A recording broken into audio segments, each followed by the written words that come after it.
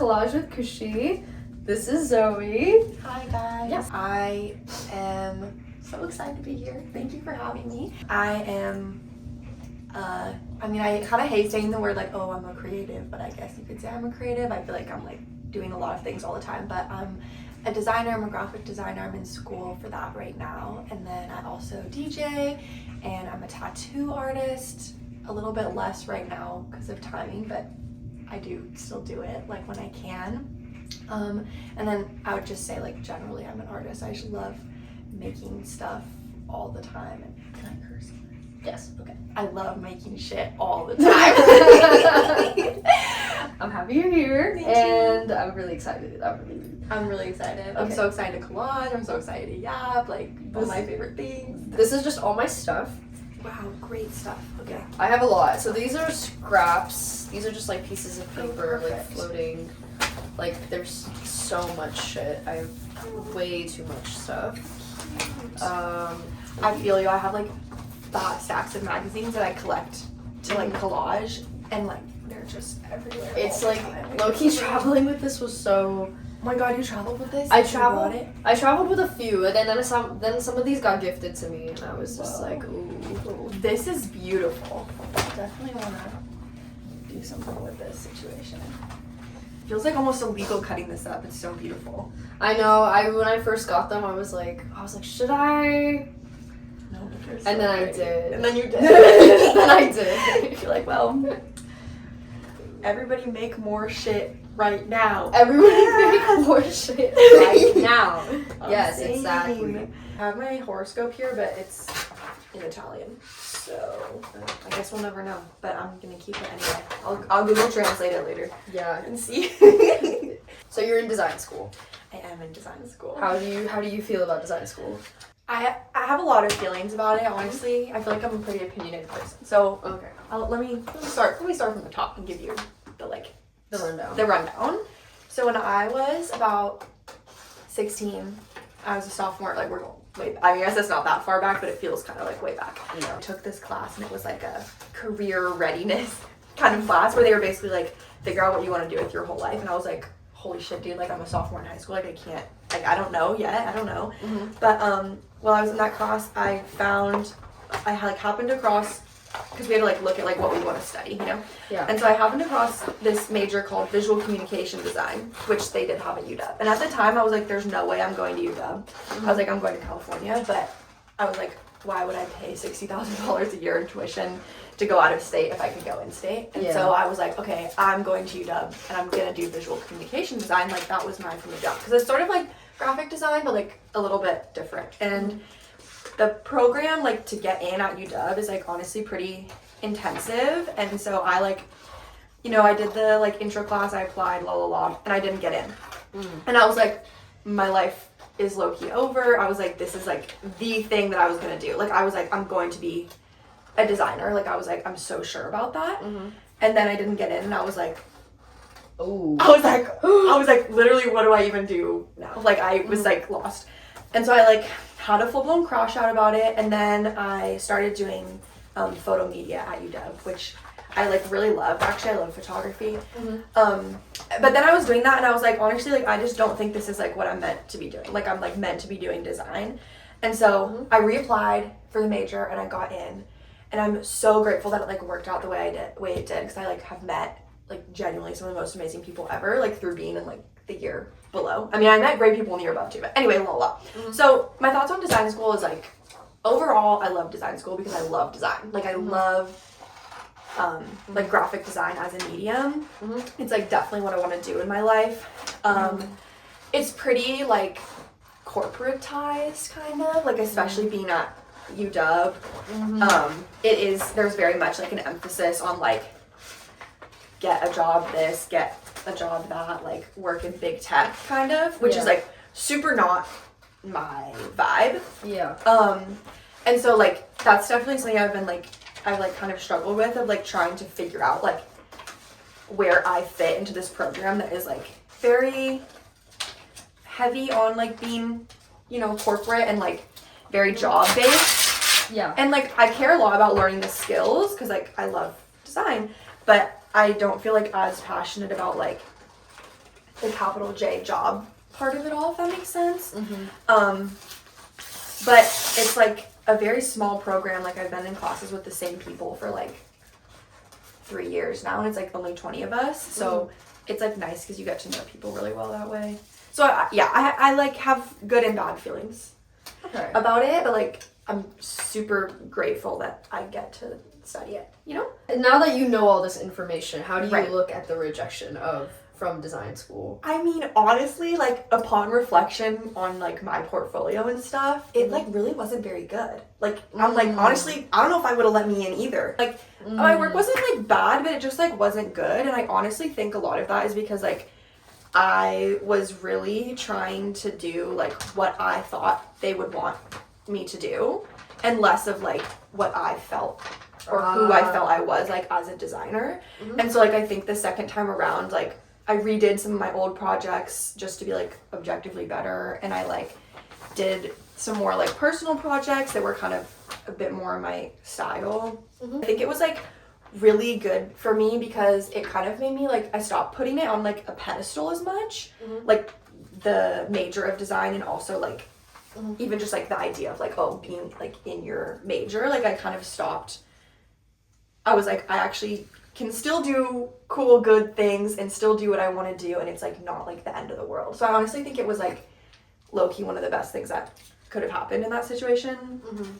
And yeah, I think that's, yeah, I feel like it ended up being like a really good thing. It ended up working out. Yeah. And I think it was like necessary for me to like go through that and like accept like, okay, I'm still gonna get to do what I want to do in whatever program, even, you know what I mean? Like I think it was like I needed to have that like thought process for myself.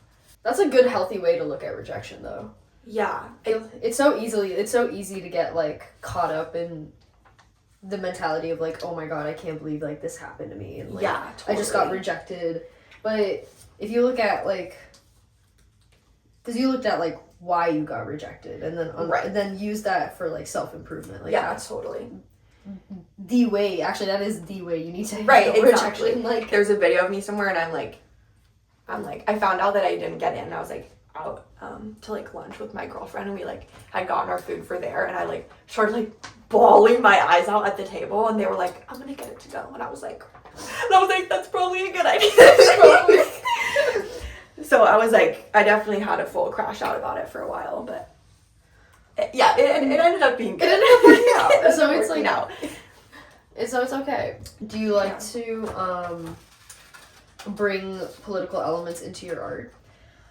Yes, I do. I think that it's like incredibly important for like artists and creative people in general to be like politically active and like in tune with the world around us. I think like historically art has had like such a huge role in like political action. I think like for me, like personally as an individual, I'm still trying to figure out like what it looks like to have my political lines and like political opinions and like advocacy like in my creative process, because I feel like I'm still trying to like figure out my like style as a designer and like as a person who's creative. So it's definitely something that like I feel like I'm like learning, and I like probably will always be learning, but I do think that it's like I do think it's really important to be like politically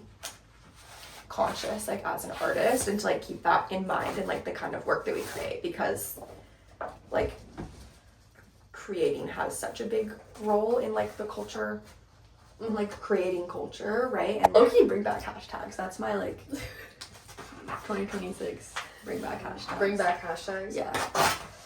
I even think like this practice of like you know, yes, we're like doing these interviews and we're talking about stuff, but we're also like we're making art together right now, and it is like free form. Like this isn't for anyone or for anything. It's really just about like we're just sitting here and we're having like a dialogue, and we're like making our shit together. And I think that like community building too is like a huge part of art. That's like something I really want to get into more, is like community building, like especially in like DJing and music spaces. I feel like it's such a unique opportunity to like build community among people. So that's kind of like my goal for this year, to kind of work on more, I think. What are ways that like the DJing community has, or forming that, or being a part of that community has like been different than like, let's say, other art communities and creative communities you've been a part of? That's a good question. I kind of feel like, well, I feel a little like, I'm like kind of shy. Like, I don't really know if I would even say that I'm like, not that I'm like not in the DJing community, but like I'm still so like baby that I don't really know if I'm like as into it as in it as other people are. But I think like at least like the spaces that I'm in Seattle, like not even like where I'm DJing, but like the kind of events that I go to, and like the kind of DJs that like I go to like see their sets and like to hear their music, like it's there's a very big queer and like female DJ scene here. Yeah. Which is like really sort of magical, and like, I mean, we all know like, you know, the male DJ stereotypes, most of which I kind of am like, yeah, that's true. Of like, I know a lot of like female DJs who have been kind of like, you know, shamed and like hated on by like male DJs and think that they're better than everybody else and whatever. But I think that honestly, like, I have never felt that vibe from like the shows that I've played or like the shows that I've gone to. Like, I feel like probably because there's so many like queer people and women who are DJing in Seattle, but I'm like everybody's really nice. Like, everybody is really nice and like supportive, which is like sort of like a magical thing that I do not think is like super common in like DJing spaces and like other places. But again, like I said, like I'm not really your baby. I'm pretty baby, so, you know, grain of salt. But like I feel grateful that in terms of being very baby, like what I've experienced is like really inviting and like welcoming and kind, which is very special, I think. That's so beautiful. Wait, because who would have thought? Like, because it's like, at least for me, like DJing, I wouldn't have like expected that from DJing. Yeah, but like I wouldn't have either. But like here we are. And I'm like, wait. Don't I love it when a community like works like that? You're like scared to get into it, and then like once you're in it, you're like, oh, wait, this is actually really lit. This is really sweet. I thought that about the modeling community here. Really? I was like, oh, all these models, they're so like intimidating, and they're so cool. That's what I would have thought for sure. And then I was like, okay, you know what? Let me just try it once, and then then you go look at my Instagram, and then exactly, like, and you're like, you're on that, like that's great. No, and it's like and the only way you really can get like can do that is if like the environment around you is just as supporting and like wants you to be in there, or you're just like, I don't give a fuck what anybody says. If they're mean or nice, I'm gonna do this. And low-key, and then not to like bring it back to the political thing, but I actually will, that I think that like I'm like everybody make stuff, everybody get more creative, like do your things, but like really truly, like in order for people to feel comfortable doing that, like we absolutely have to curate space where people feel like they can be free to do that. And I would argue that that's sort of like inherently like an anti-capitalist like thing to do, and like to be inclusive of people, like, you know, regardless of their like identity and like their you know, skill set and like all of that kind of stuff, to like create those spaces that are like inclusive and like people can actually like engage with each other, I think is like inherently like a political act to do, you know? That's kind of my That's crazy, because I never actually thought about it like that. Now I'm like, wait. Right? Because it's like, you know, I think I don't really agree in like the art industry and like creative industries being super like gatekeepy and super like hater vibe, and I'm like, wait, what if we just all were kind and loving to each other and like learned and grew together? And I think that is like at its core like a political because there's so much competition in art. Like I don't mess with that. Like there's like even with this channel, right, like there's like a million different, like the amount of times I've been told like, I like your podcast, I'm like, yeah. But like no, there's so much competition in art, and it's like it just doesn't make any, not that it does make sense, because it's like you're all trying to like be the best, I guess. Right. And it's historically shown, or not historically shown, it's like been shown that like only a few people can get that select attention, right, especially if you're in art. But then I'm like, low-key, that's like capitalism. Like if we were not living in like the kind of world where it was like, oh, like only the best can only like, and because honestly, like I think it's rarely is about like who's the best. It's kind of about like who gets lucky and who knows who and who knows the people. And so that's why I'm like, why, like there's no point in us being competitive about this, because it's like the system is not set up for artists and for people who are creative. Like it's not made for that. You know what I mean? Yeah. And I definitely like, you know, I can say, you know, I'm like anti-competition in art, but like I definitely like fall into like that trap of like feeling like like I'm not doing enough and people are doing more than me, and like I just need to like lock in, like I just need to work harder. Yeah. And like I'll definitely, I do totally like get in that mindset, but then I try to like bring it back of being like, it doesn't matter. It doesn't matter. Everybody's going to move at the pace that they're going to move and like do the things that they want to do. And so I try to come back with like creating things for myself and for like the things that I love, and not like feeling the need to do it for anybody else to like be better. But that's a hard thing to like, that's a hard thing to address in your mind, because it's kind of like ingrained that way, I think. Yeah. Especially because there's so much content with like the internet and everything. Yeah. Like you're just, when you're constantly exposed to people who are always putting out new stuff, it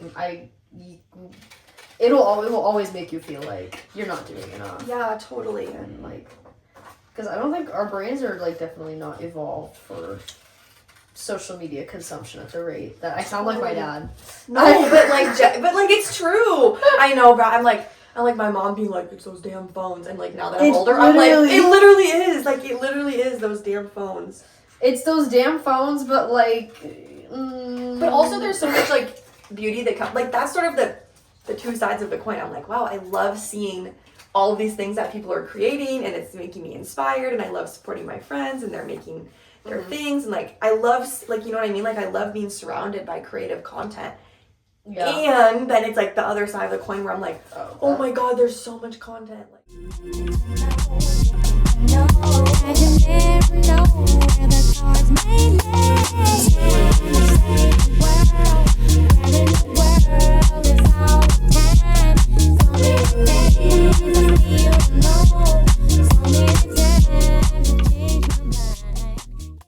I was talking to my girlfriend, I was like, I don't know what I'm gonna play for this. It feels like so high pressure. They were like, bro, it's literally fine. I was like, you're right. Yeah, no, it's whatever you want, whatever you're like having fun with. But I was gonna say, like, okay, so this is my story time. So I'm in New York with my dear friend. I was like staying with her because she was living there at the time. Yeah. And we go out with these like finance bros. Like it was such a goofy vibe. And we were like at this bar. Beautiful bar. Also, shout out Finance Bros because they bought all of our drinks. I mean, don't actually shout them out because... Okay, anyway, whatever. But, shout out their bank accounts. Shout out the bank accounts. Not shout out them. Yeah. And so I'm like sitting there. I was drinking like passion fruit, or lychee martini or something. It was so bomb. And I was talking to this one guy because like my friend was like, oh, like Zoe's a DJ, la la. And so we were like talking about DJing, and I was like... And he was like, name your favorite DJs, go, you know? But it wasn't like I'm interested. It was like do you actually know any DJs? But like, you know, that was kind of the vibe that I was like getting from it, but whatever. And then, you listen to Pink Floyd, name 5 Pink Floyd right, songs exactly. Right That's kind of what it was giving, and I was like, okay, bro. But I was like, you know, oh, la la la, like I like these guys. And I was like, and he was like, oh, like what kind of music you play? And so I'm like explaining, and he's like, and I'm like, but I'd love to like get more into like playing kind of more, excuse me, like techno kind of stuff. And he was like, oh, like, I bet you like Sarah Landry, don't you? And I was like, what's wrong with that? I'm like, Sarah Landry's like great, you know, she has good hard techno stuff. And like, and him and all his friends were like, bro, like, no, Sarah Landry this, la la la. I was like, what's with Sarah Landry catching strays? Like, why are we hating on her right now? And then I was like, well, what kind of music do you want to play? And he was like, I do dubstep. I was like, bitch, you can't be like boo hard techno and then be like, I'm gonna DJ dubstep. I was like, you're pissing me off. I was like, that's crazy. And then I was like, how, like, it was just such like a man conversation. And I was like, you're shaming me for the kind of music I like and listen to and like the DJs I like, and like you're not even a DJ. Like it's not even like you know what I mean? It was just a goofy it's like situation. Wanting to just like have an opinion to have an opinion. Right. And like, you know, I understand that, like I love to have an opinion, but I was like, dude, like Dude, like, it was just hella goofy. He's like, yeah, I'd be a dubstep DJ. I was like, you can't say anything. No hate to my dubstep DJs out there, but like, if you're like a finance bro man and you're like, yeah, I'm gonna be a dubstep DJ, I was just like, dude, we cannot be having this conversation right now. It was just hella funny. But, and maybe this is wrong. Don't quote me on this. But I feel like in like my soul, like on a vibe level, that male DJs really are like coming at it and they're like, I'm gonna be big. I'm gonna be big and famous like John Summit, and I'm gonna play whatever I want, and I don't care like what the people in the club want to hear because it's just about me, you know? And then I feel like that's how I feel when I go see male DJs play at the club. Like, I'm like, I don't feel like this is about the crowd. I feel like this is about you. And then when I go and I see like female DJs or like the gay DJs, like, I'm like, you're playing, like, I'm like, I think I'm like a good DJ. I'm like, you're playing music for the girls. Like, that's what it's about. You're girls playing, are in the club. The girls are in the club and the girls want to dance. And if you're playing music for them, then like, then you're a good DJ. I mean, okay.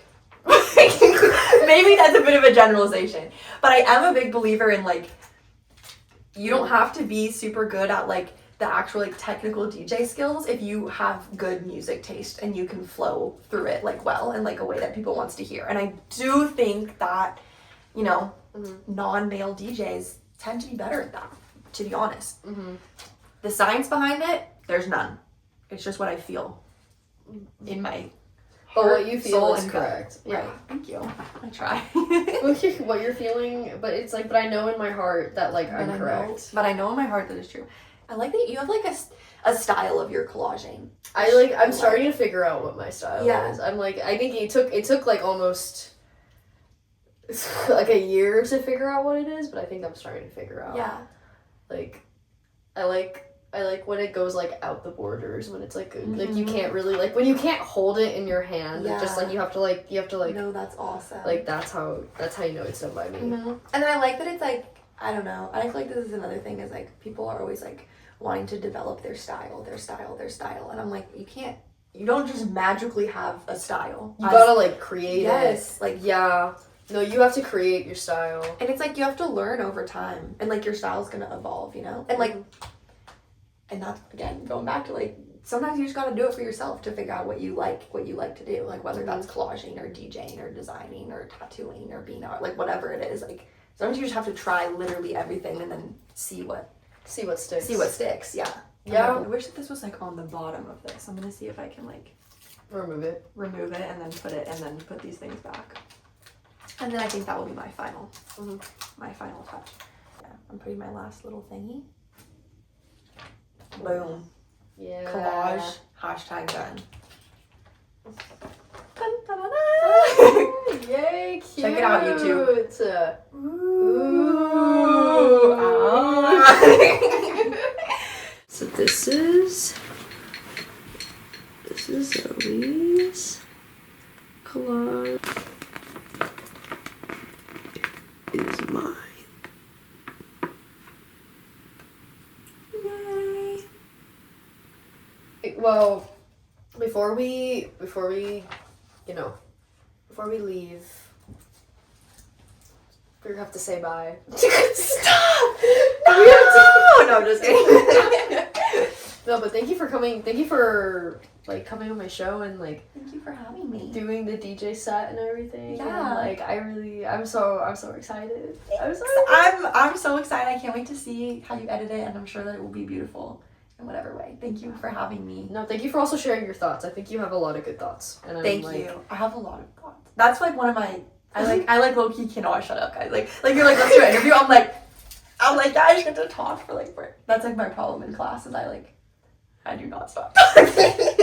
but thank you for having me and letting me share my thoughts, and I always love chatting with you, so I'm excited to be here. Now we party. Now we party. Now we party. Now we clean up. Now we clean up. Lady, would you mind if I just take it nice and slow?